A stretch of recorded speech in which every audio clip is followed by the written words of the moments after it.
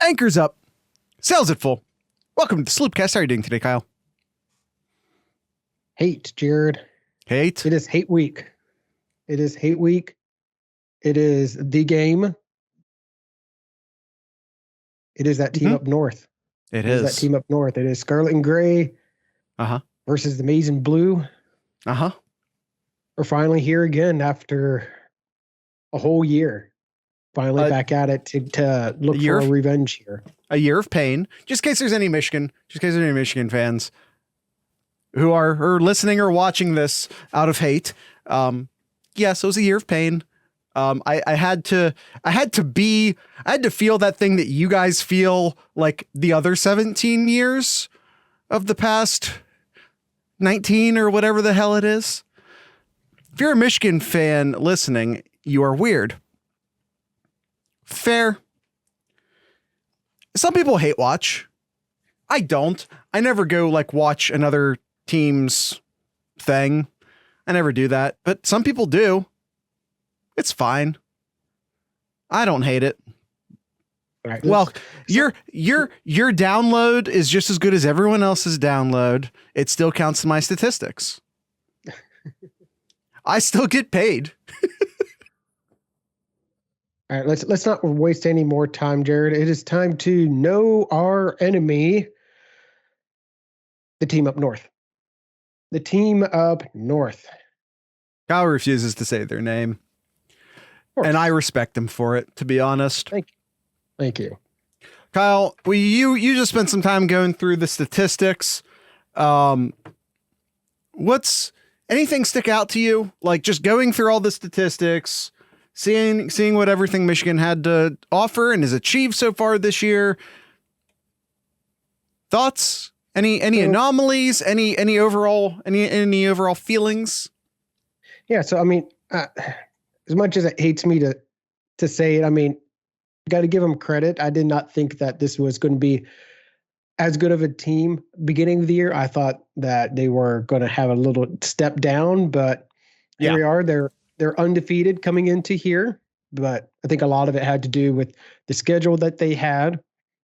But surprised at that. But looking at the statistics here, yeah, definitely very good defense.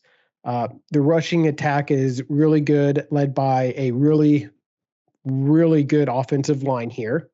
But one thing that was really interesting to me as I was looking at some of the stats here, nobody really tries, or at least the percentage of play calling against Michigan, really try to run the ball against Michigan, which yeah, they understand why they're only letting up.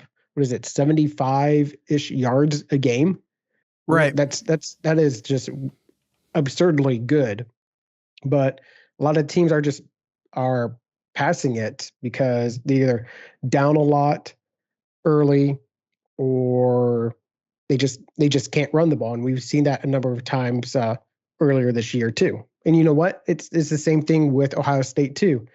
There's some teams that they got down early and they had to pass the ball more often, which then Ohio State's defensive numbers on the rushing side looks pretty good as well. Yeah. They are 17th in the country, opponents' percentage running against them. They're 5th in the country at the number of rushes teams attempt against them, and they're 2nd in the country for the yards per rush. And they're number 1 in yards per game, which, the fact that the average is low and the number of attempts are low would tell you that's going to be the case. Yeah. So some of the things that kind of was eye-opening to me, I think on both sides here, penalties. I was sharing this with Jared right before we hit record here. Penalties. Oh, I'm getting there, gangland. No worries. Penalties on both sides. It's not just that it's favoring one side or the other, but on both sides, whenever the team up north plays, that yellow flag tends to stay in the referee's pocket. There aren't that many penalties called on either side. They are 11th in penalties, they're 9th in penalties per game. It's but Colorado State, Austin. But Sorry, they're Kyle. dead last in opponents' penalties per game. So yeah, I think that's an important stat to kind of look at too. Is that they don't commit to that many penalties in Ohio State at times, and we saw that last weekend, and it hurt them quite a bit in some of the drives. Yeah, got to stop with those dumb penalties. You're late into the season. That stuff has to clear up. You cannot have those kind of penalties to set you back on drives, and then you're forced to punt. Then got to really clean that up. It should be said that Ohio. It doesn't matter if it's on the road. It was a 40,000. It's Maryland. It's not like you were Maryland. dealing 40,000 people in the stands there. It wasn't loud. There's no excuse. I'd give them a pass if it were a whiteout, but it wasn't. It was Maryland. This wasn't 100,000 screaming. I almost said something inappropriate. Penn State fans. It was Maryland at noon. Clearly, we didn't prep for that game. May have been prepping for this game. I mean, if we're being honest, that may have been what was happening. I mean, you could say the same thing with literally every top 10 team in the country last week. Also, 3:30, not noon. Yeah, but it was the Eastern time zone. Don't think about what I just said. Just accept it. I have a theory. So the last stat here that was really surprising, Jared, is 1. There has been all year, the team up north has only forced 1 fumble and recovered that fumble all year on defense. Right, and that also goes into the theory I'm sort of, and I wasn't able to confirm this, unfortunately. I didn't think to look this up until Kyle and I started talking before the show, so I didn't have a lot of time to look it up. What I have not figured out, I look at like, oh, look, there aren't many penalties called, and Michigan doesn't have many turnovers. And I started wondering, again, I really wish I could have found this number. I wonder how many plays are played in an average Michigan game versus the average. Mm-hmm. How many plays way less, Gangland says? I suspect that's also true because, as Kyle was pointing out, teams are running the ball a little less than half the time against Michigan. But on the offensive side of the ball, Michigan runs the ball 61.5% of the time. One of the reasons why you see, and by the way, this is not me saying, well, the only reason Michigan has really good defensive numbers is No, I'm not saying that. It's a very good defense. But one of the things that, they're a top 15, top 10 defense regardless. But it certainly helps from a statistical standpoint that the offense runs the ball and drains the clock.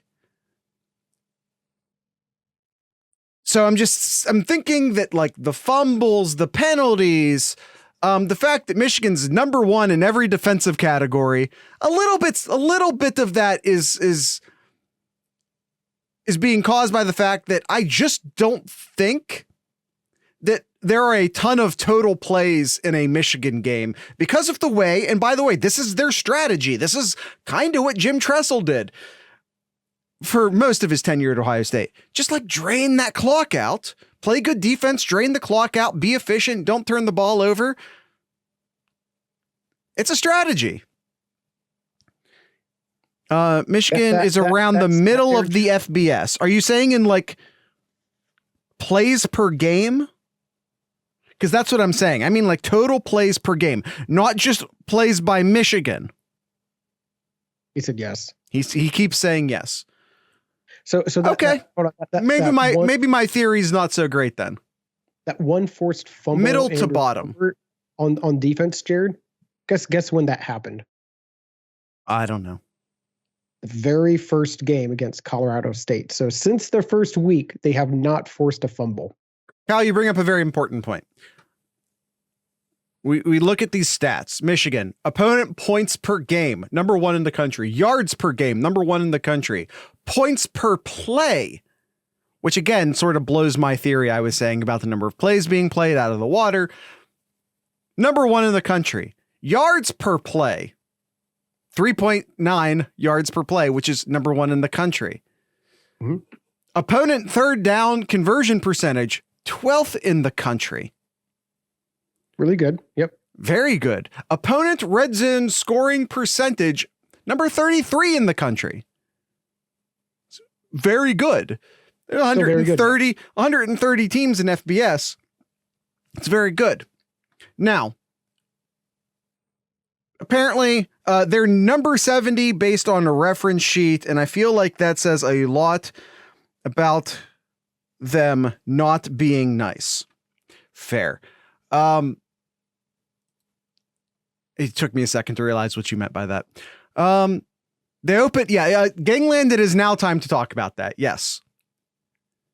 We look at all these statistics, and it needs to be said that Michigan made it all the way to October 15th without playing a team that has a fucking pulse.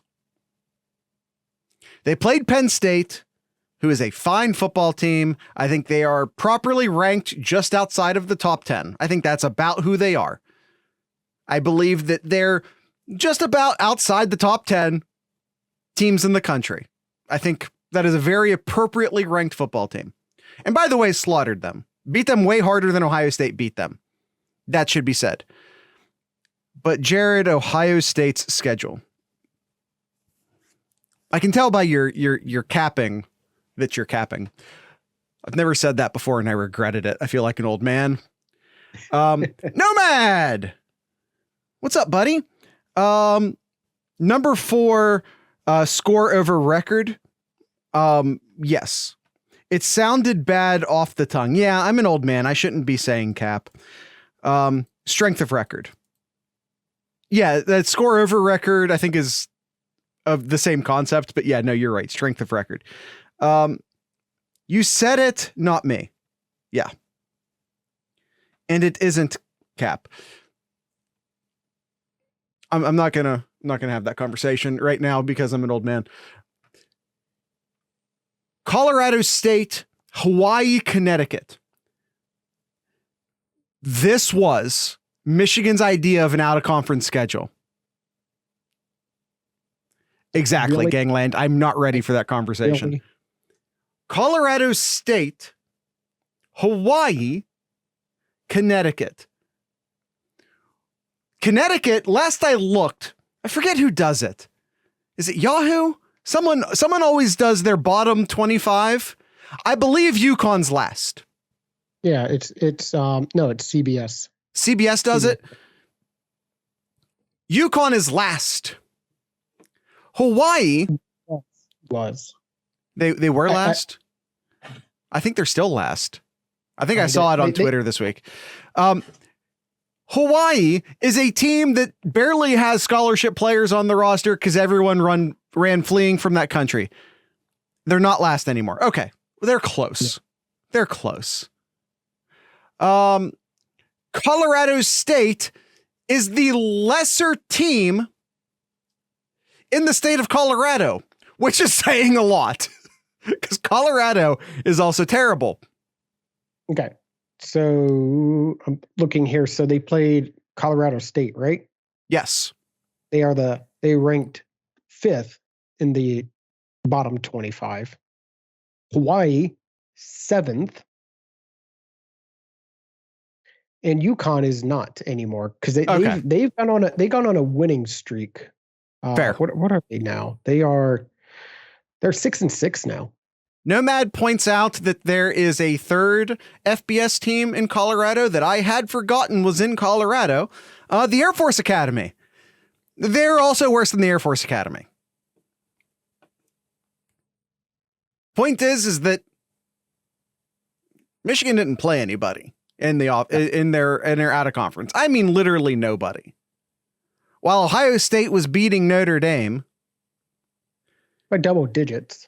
And by the way, Toledo could beat any of these teams, especially if they had their quarterback back. I'll say it. Yep. Arkansas State, maybe not. I don't know. They're kind of bad. Yep. But if Toledo had their quarterback, they could beat all three of those teams. Then they proceeded to play Maryland, and this is the game in which Toledo was hurt. That should be noted. I think that's right, isn't it? I just doubted myself the second I said that. No, is that not right? No. Esquire said I'm right. He did? He got hurt during the game. Gangland says I'm right. You're right. You're right. Yes. Haha. Then they played Iowa, and Iowa's Iowa. 27-14 on that game. Indiana's terrible. Then they don't give them credit where credit's due. Yeah, if Esquire says it, I'm legally obliged to agree. Yes, you are. By court order. That's how that works. I said obligated. Did I not? Obliged? Did I really? That's a stupid thing to say. Okay, and give them credit where credit's due. They dominated Penn State. Penn State, good football team. They dominated them. Credit where credit's due. Yep. And they played Michigan State, Rutgers, Nebraska, and then they played their second team with a pulse all year. All year. They've played two good teams. And I'm counting Illinois as a good team here. I don't feel like I mean, I guess if we're going to count in Illinois, we should count Iowa, right? Is that fair? If we're going to count Illinois, you should probably count Iowa, which I don't know if that's a compliment to Iowa or an insult to Illinois, but this is where we are right now. Yeah. I know it's cliche to say it, but they ain't played nobody, Paul. Yes. All right, let's talk a little bit about their players now. We could go on and on about their schedule, but we're going to talk about their players, Jared. Okay, elephant in the room. Injuries? Yep, elephant in the room. It's the running backs here. Still question up about Corum and Edwards potentially trying to play, probably not going to be playing. We're still, as of a recording, nothing's been said here. There's talks about Edwards going to try to play.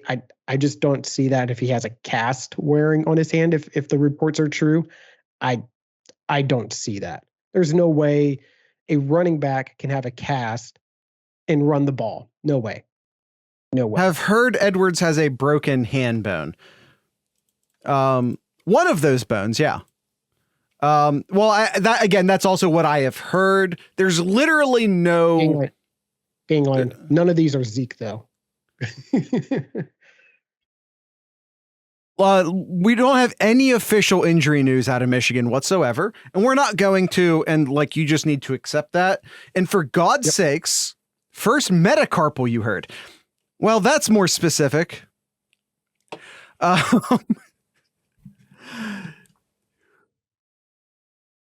thinking, nope, not going to try and pronounce that. That's the bone below the index finger. I don't know. Ask England, which you probably are doing.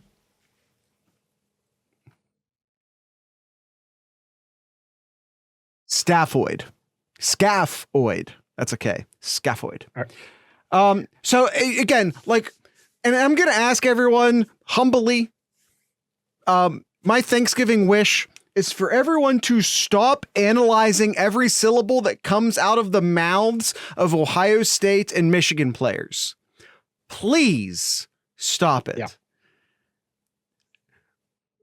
We all turn into English lit majors this time of year, pouring over every word like it's fucking Shakespeare, trying to interpret. Oh, did you hear that this Michigan player said that they were preparing for potentially playing without Corum, you guys? Can you pronounce that better? You're going to have to be more specific. I mispronounce everything. Do you get a pass? No, you don't. No one gets a pass. I'm actually going to be pronunciation judge at a spelling bee next week. So exciting.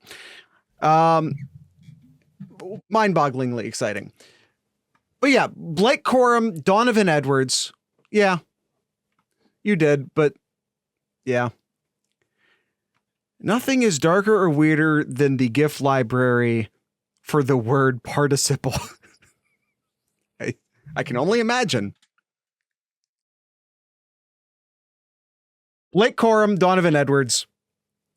I like how you guys are the ones distracting me while simultaneously telling Kyle to make me stop talking.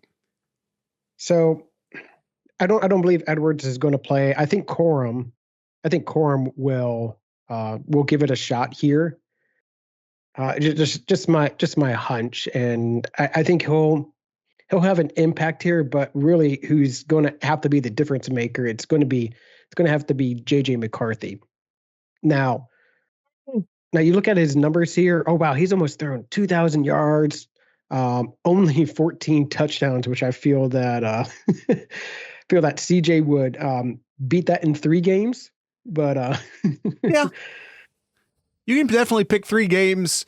I would say you could probably find 3 consecutive games in which he beat that. Yes. Yeah. But we've seen, and I wish, and I looked, I could not find the stat, but his average, the average yardage that the ball travels per throw has got to be so low for JJ. You got me excited, Kyle. I thought maybe you actually had that number. I really was looking. I couldn't find it, but it's got to be so low. It's got to be so low because he has no zip when he's throwing the ball. Yeah. He can't get into tight spaces. It's a lot of just short passes to running back, to Shoemaker, to Bell, and then they're athletes and they make a play then, which it is fine. But if you're Ohio State and you're playing that 3 safety, that 1 safety should start creeping up a little closer there. What am I kidding? 2 of those safeties should start creeping up closer. Yeah. By the way, who said it? Esquire said it. JJ is like 50% completion for 6.7 yards per attempt. 7.9 per attempt and 66.8. But if you look at his like per game statistics, it's just been sliding down. So if you're talking like the last 3 weeks, those numbers are actually fairly close to what is the yardage on pass per catch? Yak. If I had that number, I'd give it to you. I don't have that. That's a very specific number. Small. Yeah, no. I've seen him try to throw the ball over 10 yards. It doesn't go well. Look no further than the Illinois game last week. Mm-hmm. Yeah. Anytime he tried to throw the ball further than 10 yards, the ball, you're right, Esquire, he can't get it up. He can't get it up past 10 yards. If he tries to throw the ball further than 10 yards, the ball's either arriving late and therefore behind the wide receiver, or it's floating and going over their heads. He cannot throw the ball. More than 10 yards down the field with any amount of accuracy. Yep. Read your players to watch. We'll get there. I promise. Chop Daddy, aka Sloop Daddy, aka Stuart E4 US Vet is our guest picker this week, by the way. By the way, and just throwing this out there, Kyle said it already, but I am just going to agree with him real quick. I don't expect Corum to play. And if he does play, even if he does play, you're going to see a very reduced version of Corum. He's not going to be himself. And as far as Donovan Edwards goes, I think Corum is a fine running back. Don't get me wrong. I think he's a fine running back. But make no mistake, it's the offensive line that makes him. Michigan has a tremendous offensive line. They've only given up 8 sacks this year. And again, Corum, 5.9 average. Edwards, 5.9 average. CJ Stokes, who could very well be the running back for Michigan this week, has a 5.1 average. They have an excellent offensive line. If Corum's out and Edwards plays, that's not a step down. I'm telling you, well, a healthy Edwards anyway. If you had to replace Corum with a healthy Edwards, that is not a step down. I'm telling you right now, that's not a step down. Again, I think Corum's a very fine running back, but he's not special. Their offensive line, however, is special. They have a very special offensive line. Corum's a very good running back, and Edwards is a very good running back. And by the way, they ran Corum 245 times this year. The fact that he's hurt, because if Michigan loses this game, there's going to be the Michigan fans who are like, well, if we had Blake Corum, then it'd be a totally different, because guess what? It's Harbaugh's fault you don't have Blake Corum.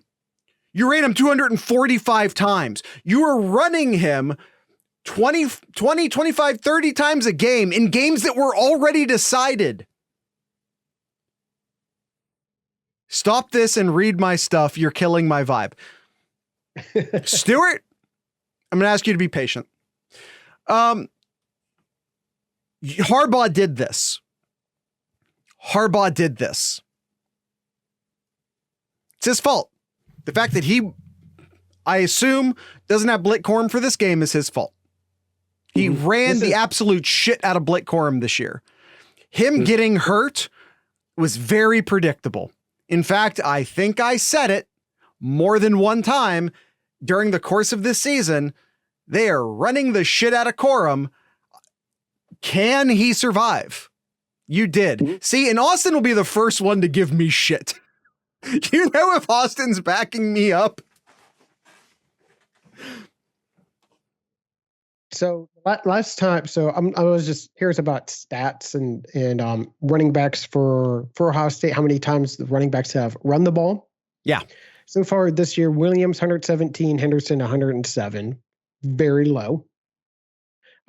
Henderson in 21, 183. In 2020, granted with less games, but Sermon had 116 and Teague had 104.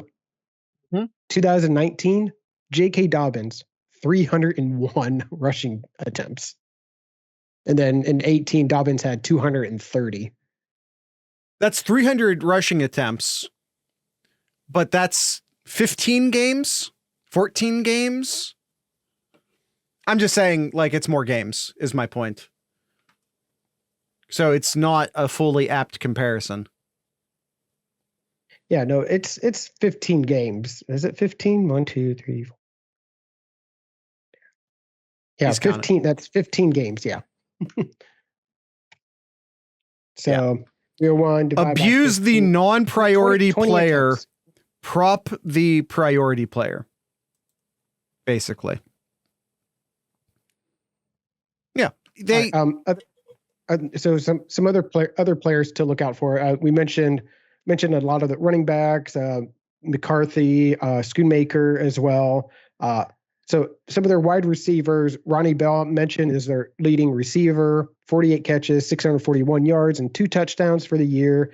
And then the next players is Cornelius Johnson, 25, 300 yards and 4 touchdowns, and Roman Wilson has 19 for 272 yards and 3 touchdowns. I am begging everyone at the okay. I'm begging Knowles. I'm begging Coach Knowles. No 7-8 yard buffers this week. That's JJ's throwing limit. Scoot up. Press man cover 1. Little press man cover 1, a little bit of cover 2. Knowles should just run a bare D. I'm not against that either. No, I'm not either. My guess, that's the reason we played off last week. By the way, this is I don't know if I agree or not. But it's a popular theory that I won't actively disagree with. One of the reasons why Ohio State's been sort of playing off, or just maybe not even, just some of the questionable coaching decisions, people have been like, they're just putting it on tape for Michigan. Maybe it's true. I don't know. And maybe KJ Hill will start, or God, damn it, I did it again. I said KJ Hill. Was it like the fourth time I've done that this year? Probably. KJ Hill is an All-American on this pod. He is. Yeah. In Jigba, if maybe he makes a surprise comeback this game. I'm just saying, if we're doing conspiracy theories, I doubt it. I know this is conspiracy theory corner. That's what we're doing right now. So Corum is averaging 22 and a quarter. I absolutely would want him to. Game, Jared. I would absolutely want him to, Austin. All right. Moving on to the defense, and then we'll go into our predictions here. So defensively, they got their front seven is pretty good. Their dual linebackers, Junior Colson and Michael Barrett, lead the teams in tackles. And I think probably the biggest obstacle I think Ohio State has to watch out for Colson. this Tetons defense here is Chris Jenkins. Chris is third as a defensive tackle in total tackles. You don't really see that in defensive tackles, getting that many tackles for the year, but he's especially on a team, he's a difference maker. Especially on a team that there's not a lot of rushing plays against. Mm-hmm. Yeah. Gangland asks, are they good or have they played no one? It's both. It's both. Like, because even if you've played no one, you couldn't have been as consistently 7 points, 10 points, 0 points, 27 points, 14, 10, 17, 7, 17, 3, 17. Only once, and it was against Talia before, because he got hurt late in that game. Talia is the only, Maryland-led Talia is the only team to score over 20 on them this year. And I don't care how bad your schedule is. That takes talent. Yep. So you can absolutely say that it's part of the schedule. Of course it is. They haven't played a good quarterback outside of Talia this year. Period. They haven't. There's not a good quarterback all year that they have played to this point other than Talia. He's number 1, 2, and 3 best quarterbacks they've played this year. So it's true. The fact that it is absolutely true that they have not played anybody this year. But even if you're playing nobody, to only allow one team to score over 20 points on you is still impressive. It's still impressive. Especially, I mean, on November 19th, which is the last game they played, even if you're playing a soft schedule, that is still an impressive feat. Yeah, no, it absolutely is. The last player I'll mention to our audience here on the team up north's defense here is Rod Moore. Their safety leads the team in interceptions and is a difference maker when it comes to that run stop support there. That he's all over the field to make those open field tackles. Definitely another player to watch out for. 3. Yep, 3. 3 gangland. 3 interceptions. Which for the year, they only have 8 interceptions for the year. So this defense has only caused 9 turnovers all year. Correct. I mean, and again, like I I don't know if there's been a ton of plays run against them, which one helps make their yardage statistics look good, but also is going to hurt their turnover statistics. Yeah. Because they just play a lot of keep away with the ball. Yep. All right, let's go ahead and get into our predictions here, Jared. So your time to shine, Stuart. Yep, here you go, Stuart. All right, we will start with Ohio State player to watch. What is the one player in this Ohio State team to watch out for? I'll go first. Tommy Pickle Eichenberg. You stop the. Tommy Pickles Eichenberg. You stop the run, you win this game. If you force JJ McCarthy to win this game, he won't. Period. And again, this is a very good Michigan offensive line. This is not a game in which I necessarily expect the defensive line to absolutely take over. They can't get dominated, don't get me wrong. But I think a large part of what the defensive line will need to do in this game is to occupy blockers, because they're not going to beat the Michigan offensive line with any consistency. So the defensive line's going to have to be playing offensive line, blocking for their blockers and allowing the linebackers to take this game over. Enter Steele, Chambers, obviously. I picked Tommy Pickles. But yeah, you can, but so I would give either answer. And by the way, I think this is also a football game in which we get a heavy uptick of Cody Simon snaps. I think this is a Cody Simon game. I agree 100%. Yeah. My player to watch here, and he's been on a tear. He's been on a tear with 25. Is it about 25? Yeah, about 25 tackles in the last 3 games here. Yep. And that's Ransom. I got my player to watch. Ransom. Ransom's very hot right now. He is very hot. Coming off a couple great games.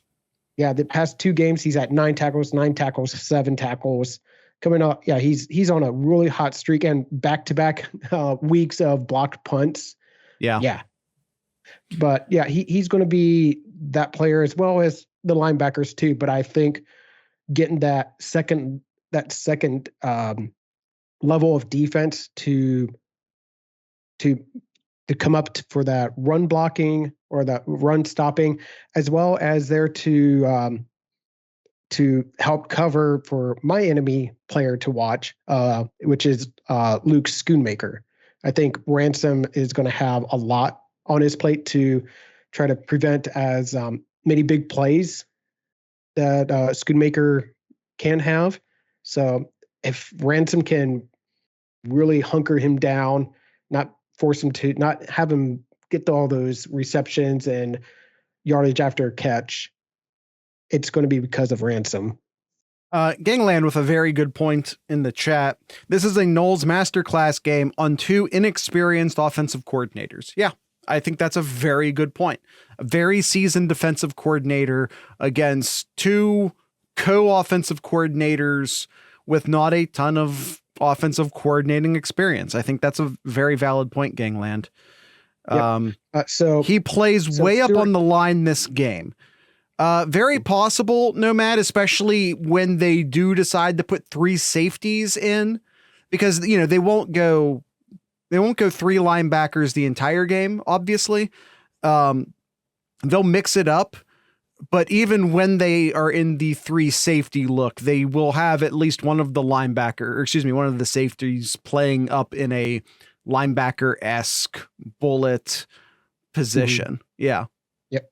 So going back half step here. So Stuart is our guest picker here, and he actually has two players to watch here. He has one on defense and one on offense. So on defense, he says DJ Turner.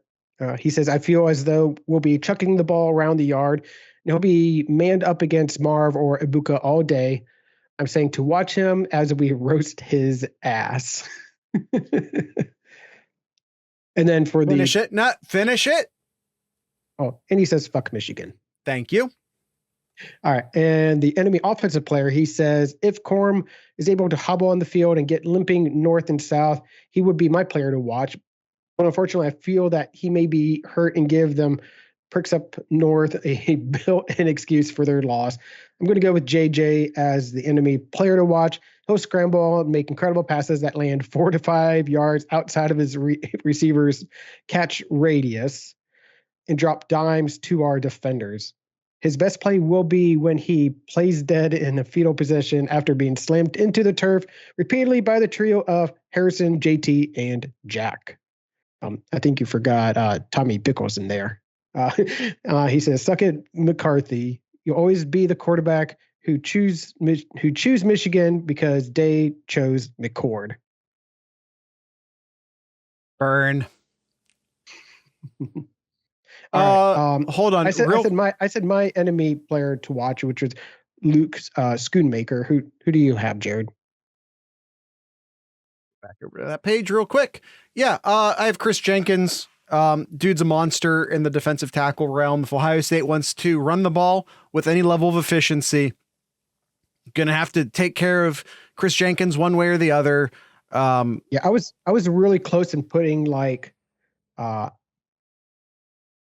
Matthew Jones or Donovan as my player to watch because they're the one that's going to be right up on him to try to prevent him from making those plays. But Whippler. Yep, Whippler too. Yeah. Stuart real quick. Stuart was talking about JJ McCarthy. I want to back up some from JJ McCarthy hate. We were talking about this earlier with Esquire. Is Esquire still in the chat? He was talking about JJ McCarthy's stats, and he had joked that they were like 50% with the average pretty low. And I made the joke that that's been more true of the late games. Against Illinois, I'll round up 53%. Against Nebraska, 47% completion percentage. Against Rutgers, who is in the bottom 25, by the way, 48% completion percentage against Rutgers. So just pointing out that, yeah, it's been on a decline because the numbers are a bit stacked from when he had a 91% against Hawaii, an 83 against UConn, 69 nice against Maryland. Started off those first 3 games, but the last 3 games been a different story for JJ McCarthy from a completion standpoint, as well as the ESPN QBR, which I quite frankly don't put a lot of stock in. But just as a means of comparison, he went from 100. Well, the Colorado State game doesn't count. He only threw the ball 4 times. He didn't start that game. Hawaii, 99, 74 against UConn, and 72 against Maryland. Yep. And then against Illinois, 46.5, Nebraska, 50.5. He's been on a decline, is my point. Yes. All right, and Stewart's Ohio State player to watch here. He says, I'm going with the homegrown Cade Stover. With the team up north playing man coverage all day, this will open up our 3rd and 4th options with lesser coverage corners to guard him. Stover catches passes and drags some asses 4 plays over the middle. Cade will prove this is truly year of the tight end. Also, he'll probably talk to the defender about how he prefers hawking over spending nights with the corner's mom. All right. I'm staying homegrown. I'm staying homegrown with a good guy defensive player to watch, and that's Zach Harrison. He's been coming on hard this year, and this is the game he elevates to the player we always wanted him to be. Zach will spend the majority of his time picking himself up off of JJ and probably a few I can't read that. Probably a few scrotum drags across JJ's face mask to mark his spot. You could read it. Be No, honest. there was a red underline it. I couldn't read it because you misspelled scrotum. You didn't have to say it again, Kyle. You didn't have to say it again. Well, just rub it in his face. So, God damn it, Kyle. all right. The spread here for this game, Jared, 7.5 points for the good guys here. I skipped You missed one. the key matchup. Key matchup here. I'll go first here, and I'm going Jared here, guys. I'm going Jared, and I'm going Ohio State's defensive line versus Teton's offensive line. That is not what I've been doing. I've been giving way more specifics than that by saying interior before those things. I'm going to go Ohio State linebackers versus, I forgot to do this. I completely agree with Kyle. There you go. I'm going with Ohio State's linebackers versus Michigan's running backs. Once again, the answer is Eichenberg versus whoever plays running back. There you go. And thank you for finally acknowledging your misplaced aggression towards our good friend Tommy Pickles. All right, we're going to move a little quicker here, Jared. So the spread pick, Ohio State, the good guys, favored by 7.5 points. Now, I haven't looked today, but I know yesterday, a lot of the people who are betting against this are not picking Ohio State to cover here. 7.5 does seem like a lot. It's more than a touchdown, an extra point there. So that definitely makes it harder to pick Ohio State to cover here. I think it was something like 95% is picking Michigan to cover. But you know what? Not today. Ohio State does cover. I think the final score here is going to be Ohio State 38, Team Up North 21. The one thing I'll say that makes me a little bit nervous. Most of the money was going towards Ohio State last year too, and the line never moved as a result. Which is a thing we're seeing again this year for what it's worth. Anyway, my pick, this is not a nice prediction. I'm sorry. I am picking. It's just, there's not going to be that many points scored this game. This is going to be a low scoring game. By college football standards, a low scoring game.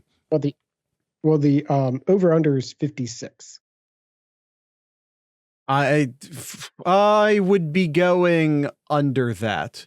I'm only predicting a total of 45 points in this game. I am picking Ohio State to cover. 31-14.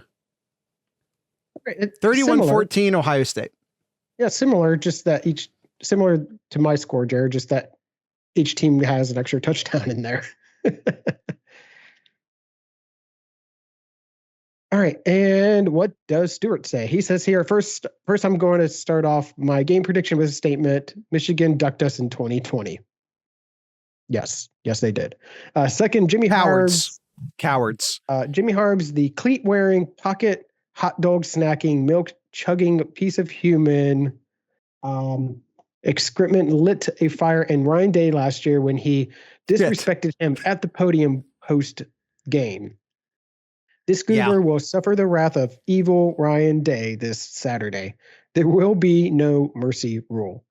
Third, the players, new and old, have lived the past year knowing they're the first team to lose the Team Up North without circumstances beyond their control. They'll feed off their coach and embrace the rivalry. And to bring it home, I feel as though we have more talent than the Team Up North does all over the field. They'll try to dirty it up in the trenches with little to no luck. Our offense is going to go bombs over Baghdad with just the right amount of shove it down their throat. The final of this game will be Ohio State 49-20 with a win for the good guys, kicking off another 10+ years of ass whoopings for Teton. I hope Ryan Day brings a baseball bat to the after game presser to troll Harbaugh. That would be a good move. A glove might be more his style. Just it's a little more subtle, I think. Yeah, I think we're good. All right. We will quick here, Jared. Going to go with Austin's over-unders. Austin has delivered some more over-unders, and we will quickly, Jared, go through these. I like how you said quickly, Jared. It's hate. Jared. It's Ohio, Kyle. It's hate week.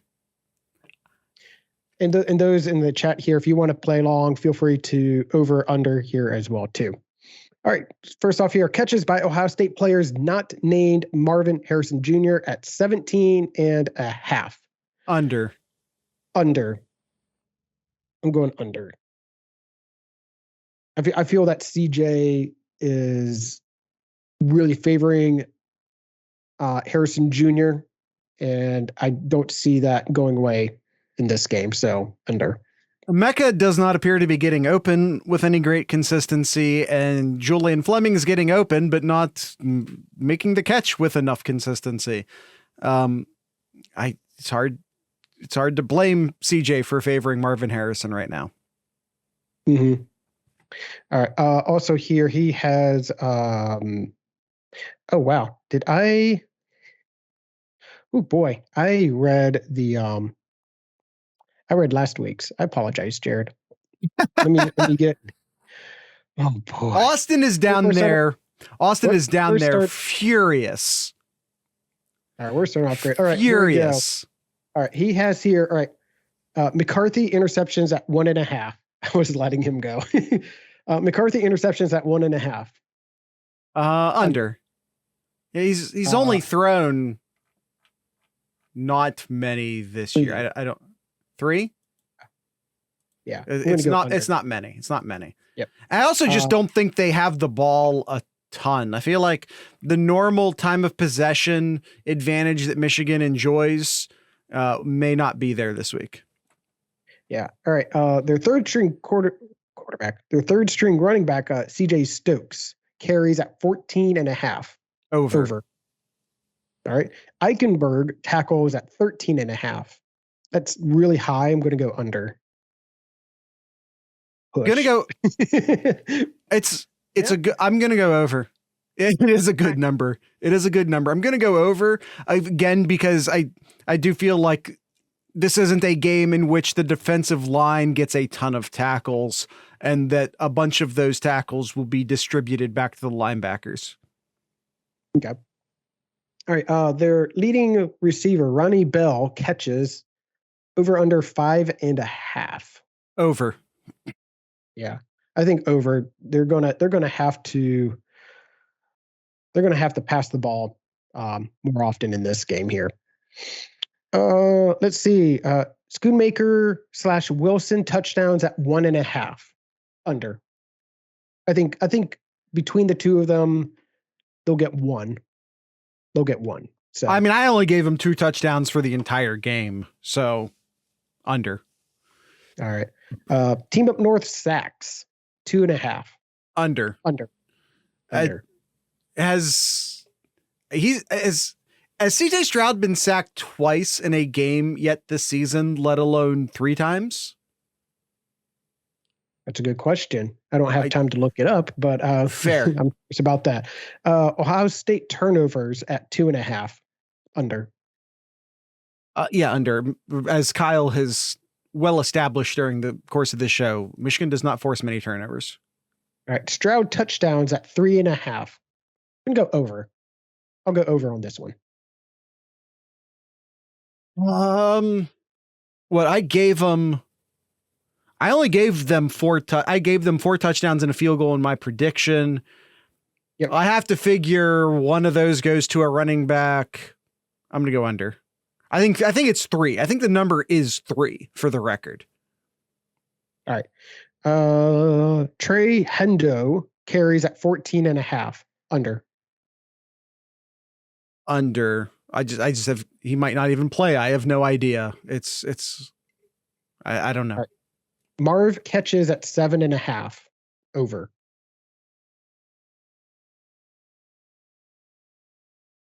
How many? What is his high for the season?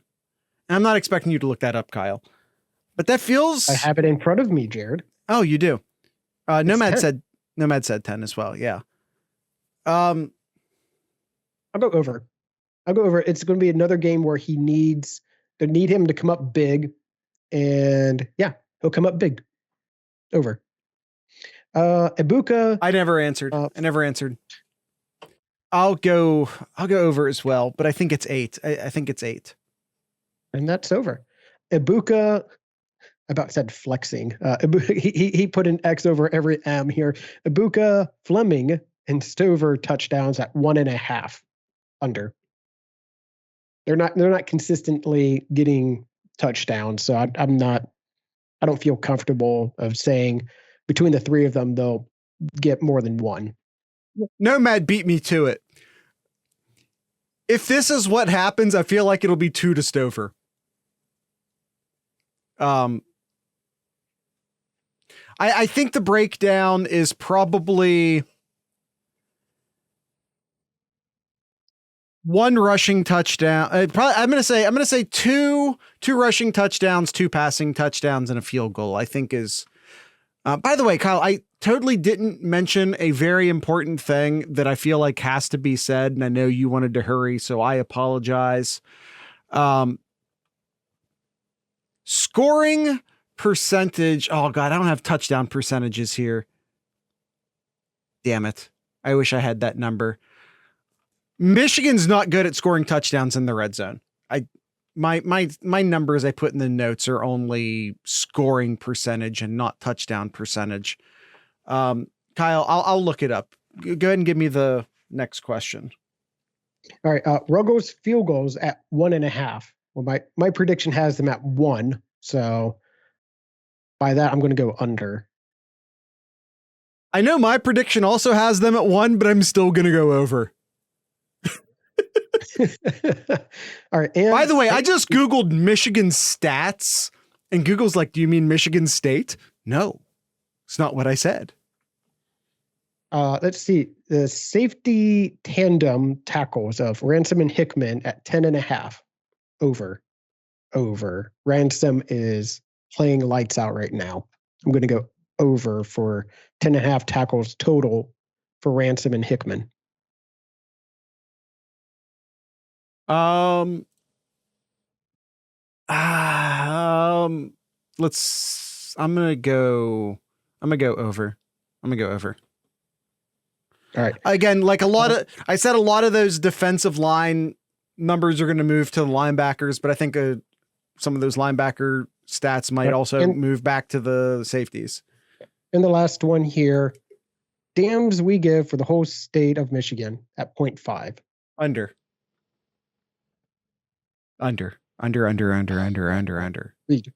Agreed. And I believe Stuart had a few questions here. He says, in good old Stuart fashion here, number of hot dogs, horrible pockets at the start of the game at 3.5. Full hot dogs? He just says number of hot dogs here. And we had this discussion before how many he could fit in those khakis. Do they have to remain intact? No, they don't have to. Oh, over then. Over. If you said they had to remain intact, under. Mm-hmm. But not over. Right, and the number of things thrown by Harbaugh at 8.5 to include, but not limited to, papers, headsets, and tantrums. Well, he included tantrums, so over. Let me ask you this, Stuart. If he throws his clipboard and the papers dislodge from said clipboard, do the individual papers count as individual items thrown? That's just one thrown? Well, okay, and here's the thing. He throws and has a tantrum, so does that count as 2? No, that's a single incident he says yes, then over. Stuart said yes, so over. All right. I got the stats here, Jared. 59 red zone attempts. Okay. Right? 59 red zone attempts, 38 touchdowns. When you said I have the number, I would have expected you to divide it already. I'm just saying. I would have expected you to already have the math in place. And since I'm a good co-host, 4% of the time they're in the red zone, they score a touchdown. 64%. Considering their schedule, that's dog shit. In Ohio State, touchdown percentage. He's doing the math. Percentage is just shy of 80%. There you go.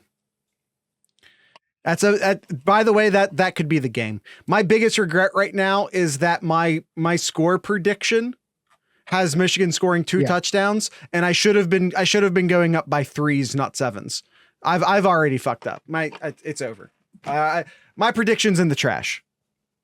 Throwing papers while throwing a tantrum is a double whammy. Yeah, we're definitely going over that. All right, and the last over unders here, because we love Zach here, so we're going to throw him Buckeye Zach. We're going to throw him some love here. So he has some over unders real quick here as well.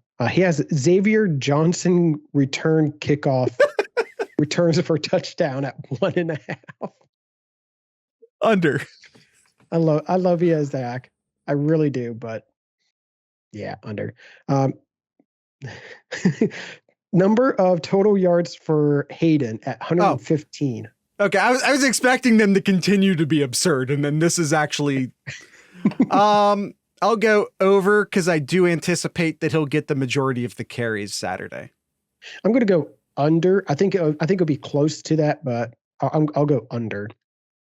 Rushing yards. How many rushing yards does the Silver Bullets hold Teton to at 105? I'm going to go over. I'm going to go over. Man, if they can hold them to 105, that's a win. That's a win right there for Ohio State. If Ohio State holds Michigan to under 105, they win. Period. Yeah, 105 on the ground. That was the question, Gangland. Yes. Yeah, I'm going to go over. That's just who Michigan is. What's the stat there? They are averaging almost 250 yards per game. Yeah, I'll go over. The number of times CJ throws to Cade Stover at 8. Well, throws to is different than receptions. It is, but still under. But still under. Yeah, under. And Latham Ransom pick 6 at 0.5. Oof. I mean, under to predict any player gets a pick 6 in any single game is ridiculous. So I have to say under. Yep. And the last one, sacks by Zach Harrison at 1.5. Imagine if we had this number last week. He has 0 for the entire game, then gets 2 on the last 2 plays, and you actually had money on it. Yeah. Under. He's only JJ McCarthy only been sacked 8 times this year. Right. And I also get that he hasn't thrown the ball a ton. Michigan hasn't thrown the ball a ton, and that skews that number, but still, it's a very, very good offensive line. Under. All right, and that, Jared, is all of the questions we have for today. All right, Kyle, we're already over, so I'm going to fast forward through the end of the show if you don't mind. All right, go right ahead.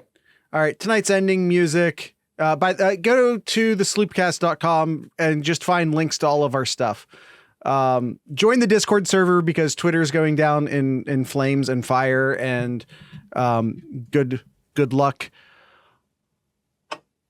Yeah, Stuart, you're right. I actually had a band picked out, but no, you're right. Yeah. Tonight we're gonna play the Dead Schembechlers, who are a Ohio State